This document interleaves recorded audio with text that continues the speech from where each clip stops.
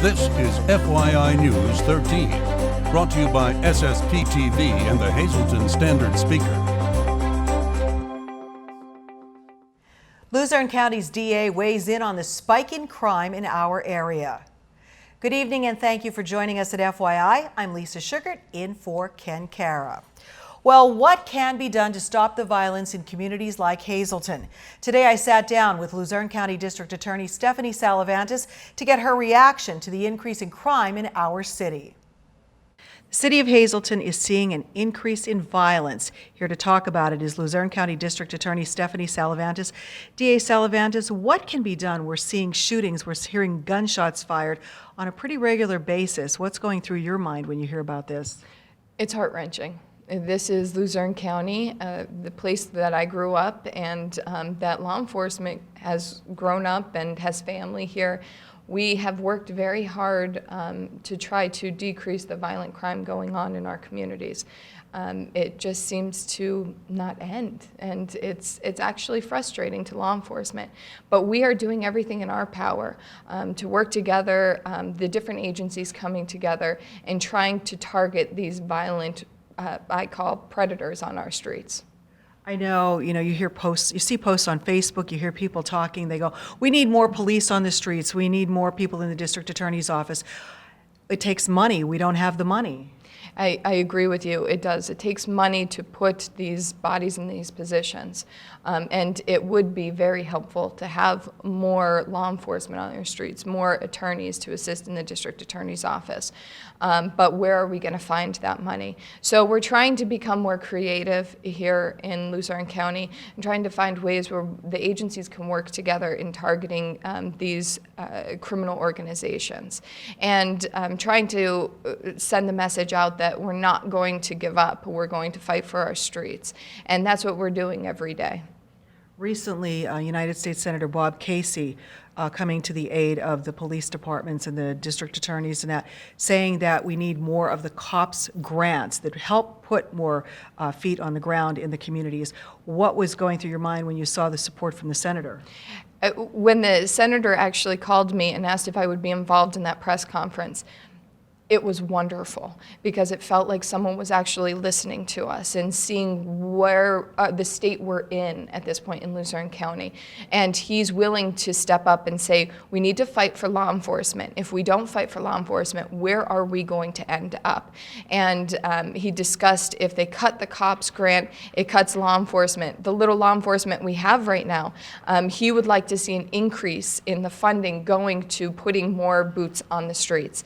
And it's just wonderful. It's wonderful to have that person standing beside us and fighting for us. And finally, until that happens, what do you say to the residents of Luzerne County who are getting worried? I know that people are scared. They're concerned because they hear gunshots all the time in their neighborhoods, and I want residents to know that from law enforcement standpoint, we're trying to do everything in our power to clean up the streets and keep our communities safe. Like I said before, this is where our families live, this is where we live, and we want to make sure that the residents feel safe.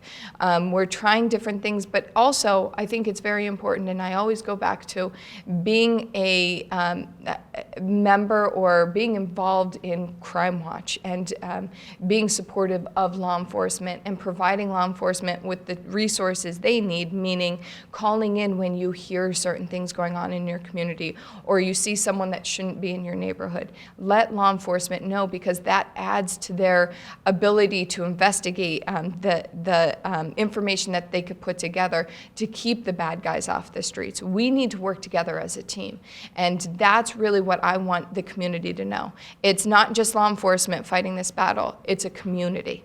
And as a community, we can regain our streets again. All right. Thank you very much for taking the time to talk to us. Luzerne County District Attorney Stephanie Salavantis. Now, the DA will be a special guest on the Sam Lassant Show that airs later this week. Police converged on a section of Hazleton this morning, but for a very different reason. A black bear made its way to the area of Church and 8th Streets, triggering sightings as early as 7:18 this morning. Hazleton Police, Hazleton Fire Department, and the Pennsylvania Game Commission responded. These are photos courtesy of the Hazleton Fire Department's Facebook page. The bear was contained in a backyard on Wyoming Street near Chapel Street. It was safely tranquilized and then transported to a safe location by Game Commission officers and safely released without being injured. A jogger was struck by a vehicle this morning in Butler Township. According to our media partner, the Standard Speaker, the incident occurred around 7:30 a.m. along Old Turnpike Road. The driver of the vehicle initially left the scene unaware of what happened, but did return to talk with police. There is no word on the condition of the jogger, who was taken to the hospital. Well, still ahead, Kenny has details on Assists for Autism, an Ironman hockey tournament. Plus, how you can stay safe outdoors. Janine gets the lowdown on ticks outside.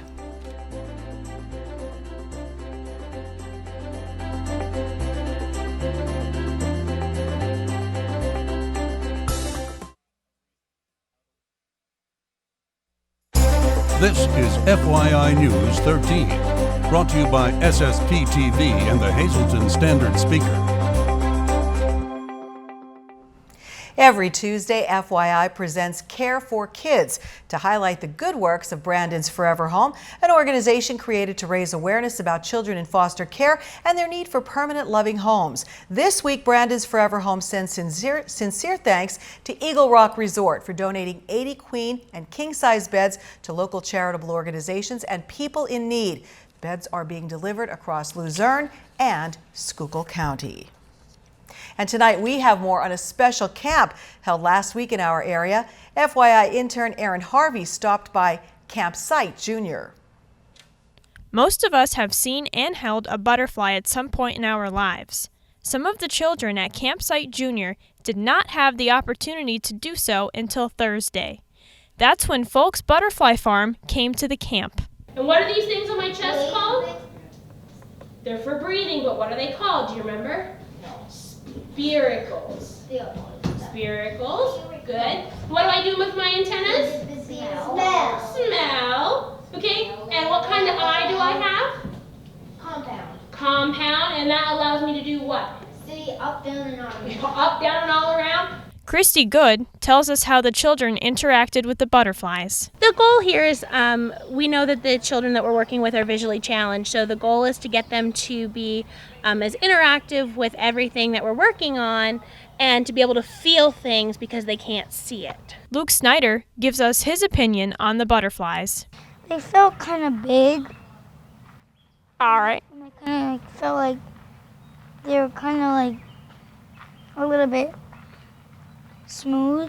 After the kids participated in a lesson about butterflies, they got to go outside for a surprise. We did a butterfly release for the kids, and what we did is we had them in paper envelopes, and we handed each child a butterfly in the envelope, and when we counted to 3, they opened the envelope, and away flew the butterflies. Lori Lassant is the president and CEO of Community Services for Sight in Hazleton. She tells us how children benefit from the camp, which is held each and every year. This is called Campsite Junior, and I started it last year. It's for children who are age 5 through 10.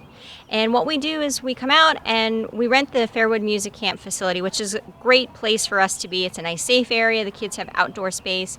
And we just do different activities. We learn life skills. You know, kids of that age need to learn how to tie their shoe. They need to know how to button their shirts, pull up their zipper on their coat. So we work on those things. We work on different locks, making the bed, and then we have fun as well. Folks Butterfly Farm was just one of the many events at Campsite Junior. Lassant explains the other activities the kids participated in. We try to bring speakers in every day as well. So like one of the activities that we actually did that we organized was a scavenger hunt, and we make them go out into the area and find different things, and we come back and we do an art, a little art craft with them.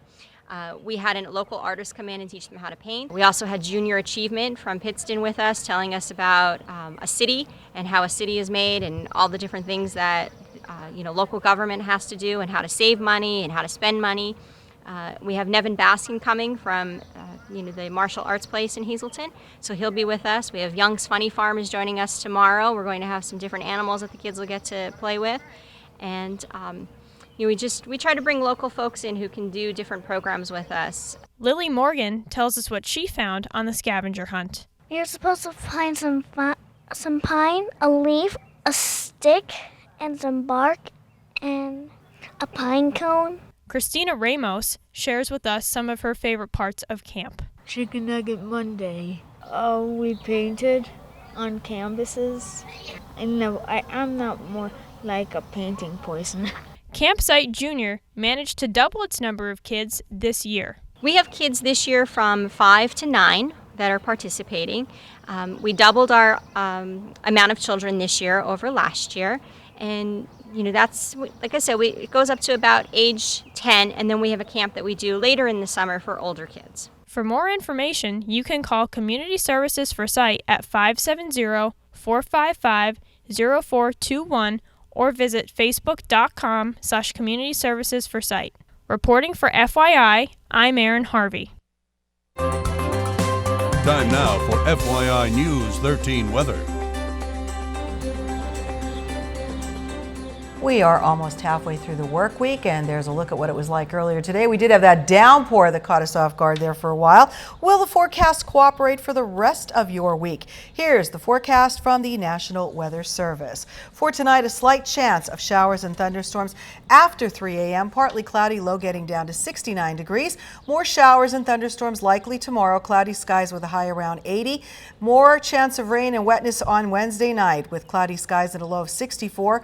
On Thursday, the showers continue to linger with thunderstorms possible after 8 a.m. Cloudy skies, temperatures around 77 degrees. More of the same on Thursday night. Cloudy skies, low dipping down to 60. The sun comes out on Friday with a high of 81. Partly cloudy Friday night, low of 60 degrees. And plenty of sunshine for your Saturday with a high near 80. Partly cloudy Saturday night with a low down around 63 degrees. Tonight's weather is brought to you by Valley High, the area's oldest ice cream and fast food restaurant. Stop on in for a cold treat including our ice cream and yogurt, or some hot food including our burgers, hot dogs, fries, and much more. That's Valley High, Route 93 in West Hazelton. Treat yourself today. We are back here at Hickory Run State Park, and we're keeping you safe throughout the summertime.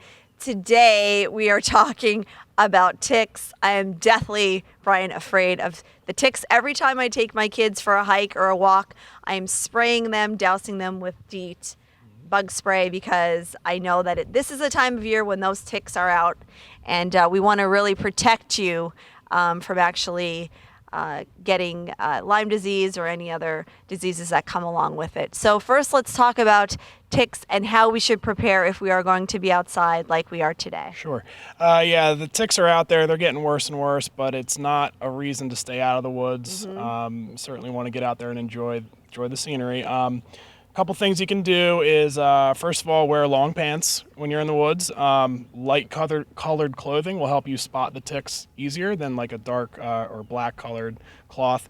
Yeah, bug spray is great. Either DEET, apply that to your clothing before you go out into the woods, or there's another product called permethrin, which I believe you apply that only once a month or so. Other than that, the best thing you can do is make sure you're sticking to the trails. Try not to get off in the brushy, densely wooded areas, because that's where the deer will be and that's where the ticks will be. And check yourself regularly. If you stop for lunch, just look down your clothes and try to brush them off. And when you get home, stick your clothes in the washer and the dryer on high heat and take a hot shower, and check yourself, your head, your hair. If you have someone who can look on your back, you want to ask them for some help as well. Yeah, look behind your ears, as you said, like behind your legs, because they could go anywhere, any warm, moist surface. If someone does contact a tick and it is already embedded, what steps should they take? If a tick's embedded in you, you want to remove it as quickly as possible, but you want to do it safely. The best thing I can tell you is you want to grab it firmly with a pair of tweezers, but don't squeeze too hard and don't pull too hard. If you just pull real gently, it will let go. You don't want to break off the mouth parts. You don't want to inject more of the saliva into your body. So just grasp it firmly and give it a gentle tug till it comes out. Once you do remove the tick, don't try to kill it. Don't throw it away. stick it in a little pill bottle or a film canister and take that to your family doctor, and they should be able to test the tick itself for Lyme disease. Okay. What are some of the symptoms that might occur if you do not discover the tick and you have some of these Lyme disease symptoms? It can be summed up as flu-like symptoms. First of all, if you were bitten, you want to observe the area for several days and make sure a rash doesn't develop. If you do get a rash, you want to see your doctor immediately. But yeah, flu-like symptoms, whether it feels like a head cold or sinus pressure, maybe you're just really down and out, low energy, feeling lethargic, any of those things could be an indicator of Lyme disease. And that can be detected through a blood test? That's correct. If you go to your doctor, and they should be able to test you for Lyme with a blood test. It is common to get a false negative. However, a lot of doctors are not taking chances and they're just prescribing the antibiotics. It's usually a 2 or 3 week course of antibiotic and clears it right up. And surprisingly, you can be diagnosed years and years later. Yes, that's true. There have been cases where Lyme disease hasn't been discovered in a person for many years, and it can have long-term effects. Some cases, once treated, the effects and symptoms may come back years later, have a little Lyme disease flare-up. The important thing is to be cognizant of how it affects you and make sure you see your doctor when you feel that way again. That being said, we do want to encourage you to come out to all the state parks. It's free. You get to look at Mother Nature. Enjoy yourself. Absolutely, yeah. We don't charge any entrance fee, parking fees, or trail passes. We do charge for campsites, but that's it.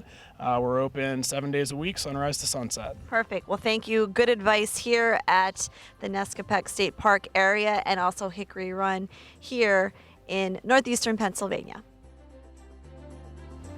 Time now for your midday winning lottery numbers. Pick 217, pick 3 822, pick 4 2220, and pick 5 is 86839. Good luck if you played. Hope you won. The winning lottery numbers here on FYI, brought to you by Boyer Insurance Agency with 2 locations to serve you. One in Cunningham on Sugarloaf Avenue and the other in Nescopeck on Broad Street. Call them in Cunningham at 570-788-3543 or Nescopeck 570-752-7683. We'll be right back.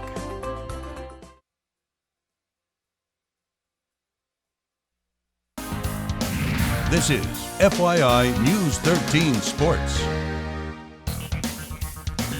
Timothy Seesock joins us today to talk about something he put together. It is the 2nd annual Assist for Autism Ironman Hockey Tournament. Timothy, this tournament is pretty competitive. Before we get into anything else, this is a competitive hockey tournament. When you say Ironman, explain that and explain the competition.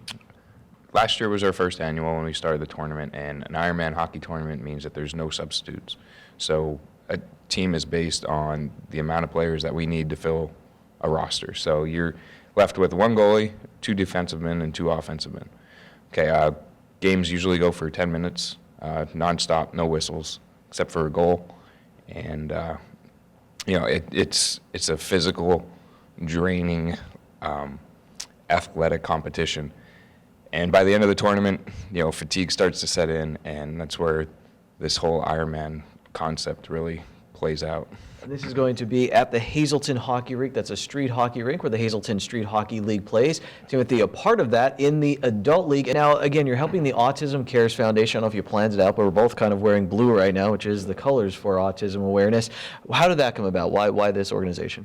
Autism is a growing condition. It's becoming more popular, unfortunately, and obviously affects kids at a young age.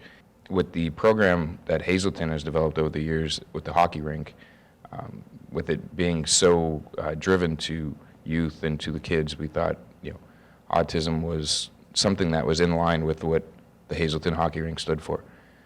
So in planning this, we started reaching out to a couple foundations, and the Autism Cares Foundation really backed it up, really supported us. So last year we donated over $1,500 to them, and this year we're hoping to at least double that.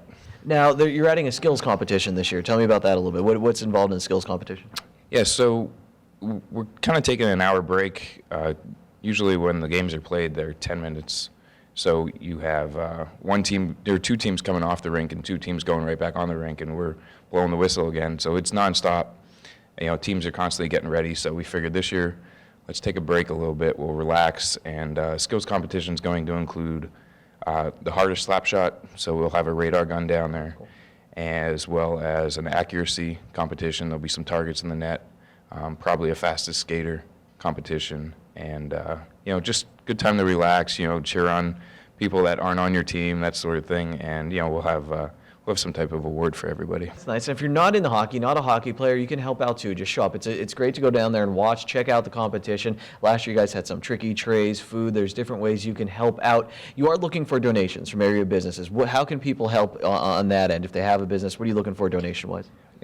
Donations can be anywhere from gift cards to a business, as well as a donation of a concession stand item, whether it's Gatorade, water, hot dogs, hot dog buns, hamburgers, anything. So we do have a somewhat of a hot kitchen down there, and we give out hot food, cold food, and just keep players hydrated. Ornament, man, you got to keep going. So you need something. We went through a lot of beverages last year, so anything of that sort is a huge help.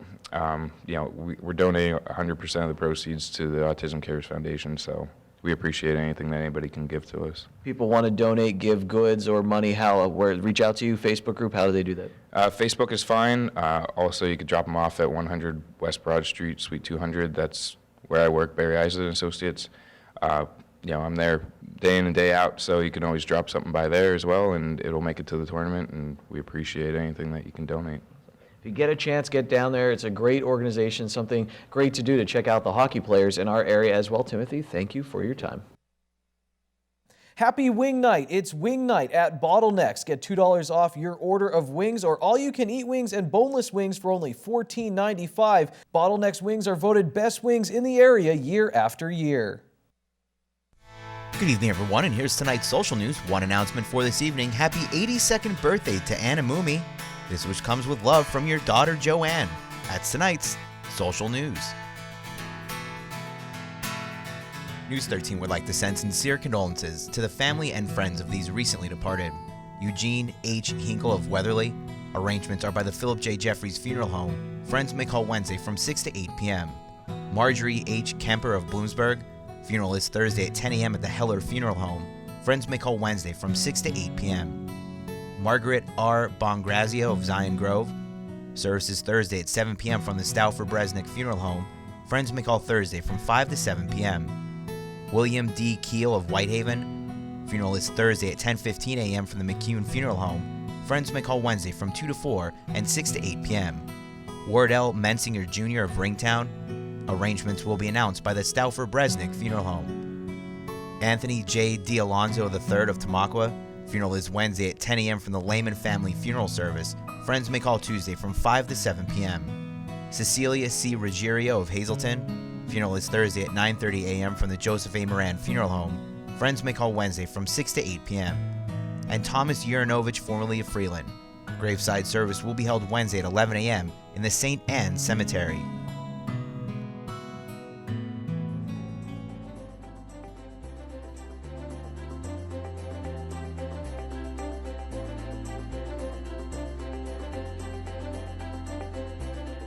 Thank you very much for watching this evening. Don't forget, go to facebook.com/FYI News 13 and like us to enter to win great prizes right here on FYI. Have a nice evening, everyone. We'll see you back here tomorrow.